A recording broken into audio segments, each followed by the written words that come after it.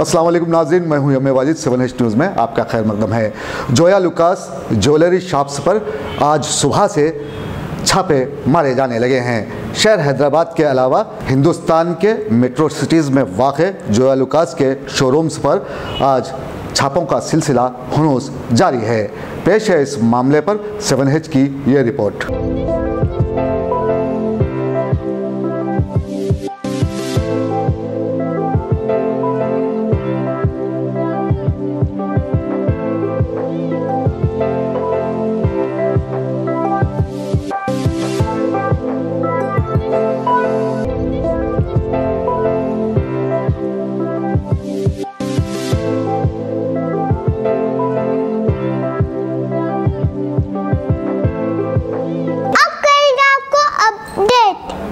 तो लाइक कीजिए, शेयर कीजिए, चर्चा करना ना भूले।